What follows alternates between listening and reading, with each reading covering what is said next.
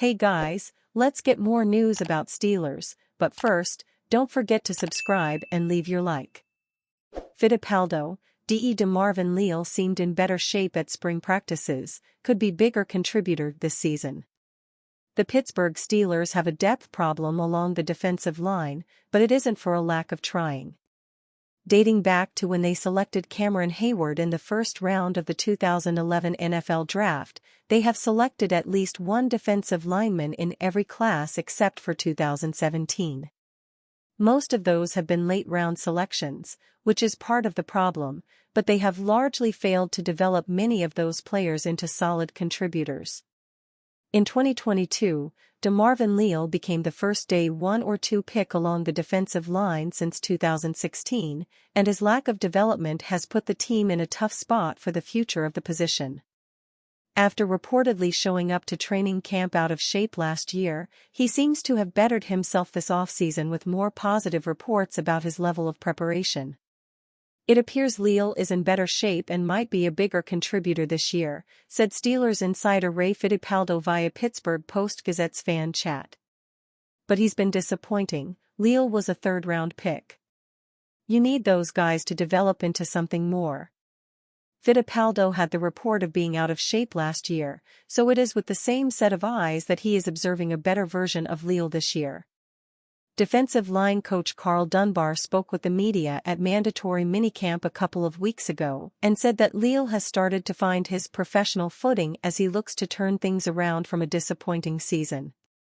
Defensive coordinator Terrell Austin also noted that he has looked outstanding this spring. If Leal can turn things around and at least become a solid contributor on defense, it would be a huge development for the team's future roster construction. It would boost depth for the 2024 season and provide an option next year in case the team moves on from Cameron Hayward or Larry Ogunjobi. GM Omar Khan may still choose to invest a first-round pick in the defensive line regardless, but it would be much less pressing if Leal shows promise.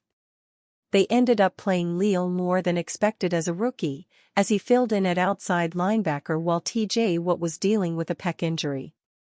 They moved him back to defensive end for the 2023 season, but he struggled to earn his helmet on game day and finished the season with 4 healthy scratches as a game day inactive. He will compete with rookie Logan Lee and Isaiah Loudermilk for a spot on the 53-man roster. The pads haven't come on yet, so it's difficult to get a full evaluation of his progress. The positive reports are a good sign, however, as they indicate at least some improvement from where he was at this time a year ago. Steelers may surprisingly pursue 1,000-yard free agent. The Pittsburgh Steelers may surprisingly pursue 1,000-yard free agent, Richie James, this offseason. According to a report, the team may pursue the former Super Bowl champion to solve their issue at the wide receiver position. The Steelers don't look to be in the market to trade for a wideout anymore after attempting to with Brandon Ayuk, Deebo Samuel and DK Metcalf. They may be busy this offseason, but they haven't been making any moves to improve the team after signing Russell Wilson and Justin Fields to beef up the quarterback competition. Talking heads are eager to see who will be Deontay Johnson's replacement since their only top weapon is George Pickens. However, the clock is running and there isn't a lot of time before the upcoming season. James isn't going to command a high salary contract, so it's something that Pittsburgh should be able to afford. He didn't play a massive role with the Chiefs, but he was a contributor for the Giants in 2022, tallying 569 yards and 4 touchdowns. James isn't changing the landscape of wideout core, but he would give the Steelers another reliable pass catcher and an option on special teams. He was lacking with the Chiefs, but it shouldn't be overshadowed by what he did when he was in New York. On special teams, he posted 10 yards per punt return with 200 yards on 20 returns.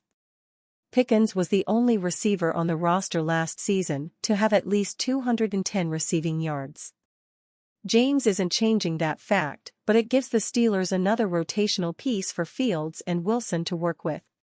He didn't receive a lot of playing time on offense, but he got a couple of opportunities on special teams last year.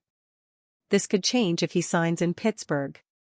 The Ravens are adding Nelson Aguilar to the mix this upcoming since Odell Beckham Jr.'s departure. However, it may not be enough stability to give Lamar Jackson another opportunity for a third MVP or a run at a Super Bowl. If they want to become true contenders to take on championship teams like the Chiefs, then they bring in enough weapons for cheap. James hasn't been doing anything special on offensive snaps, but he could be a reliable asset on the trickery plays teaming with Derrick Henry through the run. However, Rashad Bateman is coming back on a new contract, but they may be switching him sporadically as a deep threat and slot receiver. James should be able to fill that role so Bateman can focus on whatever placement John Harbaugh wants him to be on.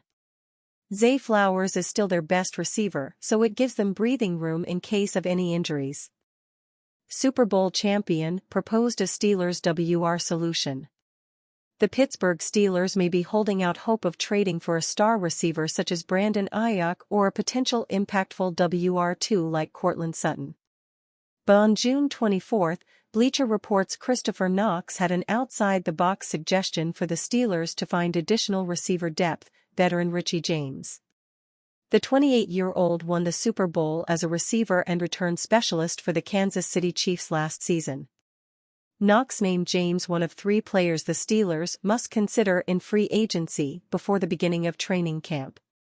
James didn't play a major offensive role for the Chiefs last season, but he tallied 569 yards and 4 touchdowns with the Giants in 2022, Knox wrote.